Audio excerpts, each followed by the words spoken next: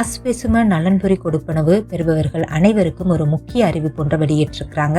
அதாவது இந்த நலன்புரி கொடுப்பனவுகளுக்கான வருடாந்த தகவல் புதுப்பிப்புக்கான கால அவகாசம் மேலும் நீடிக்கப்பட்டிருக்கிறதாக நலன்புரி நன்மைகள் சபை தெரிவித்திருக்கிறது. முதல்ல வழங்கப்பட்ட கால அவகாசம் இந்த மாதம் 10ஆம் தேதி வரையில இருந்தது. ஆனால் நாட்டில் ஏற்பட்டிருக்கிற இயற்கை அனர்த்த சூழ்நிலை காரணமாக இந்த அவகாசம் தற்போது டிசம்பர் மாதம் 31ஆம் தேதி வரைக்கும் நீடிக்கப்பட்டிருக்கிறதாக அவர்கள் தெரிவித்திருக்கிறாங்க.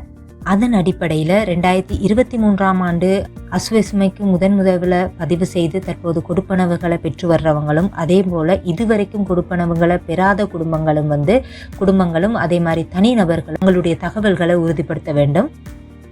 2024ஆம் ஆண்டில் குறைபாடுகளை தெரிவித்து விண்ணப்பித்தவர்கள் அவர்களுடைய தகவல்களை புதுப்பிக்கிறதுக்கு எந்த கட்டாயமும் இல்லைன்னும் அதிகாரிகள் தெரிவித்திருக்கிறாங்க. தகவல்களை புதுப்பிக்கும் போது தேசிய அடையாள அட்டை, செயலில் இருக்கிற மொபைல் எண் என்பன அவசியமாக இருக்கிறது. இந்த தகவல் புதுப்பு செயல்முறையை நீங்கள் உங்களுடைய ஸ்மார்ட் ஃபோன்கள்லேயே எளிதாக புதுப்பித்து கொள்ளக்கூடியதாக இருக்கும்.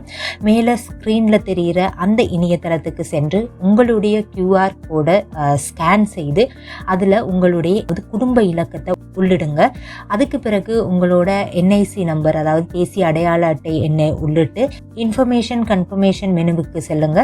அதுக்கு பிறகு தேவையான குடும்ப தகவல்களை கொடுத்து உங்களுடைய பதிவுகளை நீங்கள் புதுப்பித்து கொள்ளலாம்.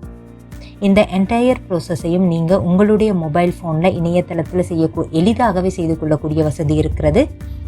அஸ்வெசும பயனாளர்கள் அனைவரும் உங்களோட நலன்புரி கொடுப்பனவர்கள் தொடர்ந்து வர வேண்டும் என்றால் இந்த தகவல்களை புதுப்பிக்கிறது கட்டாயம்னு அறிவிக்கப்பட்டிருக்கிறது.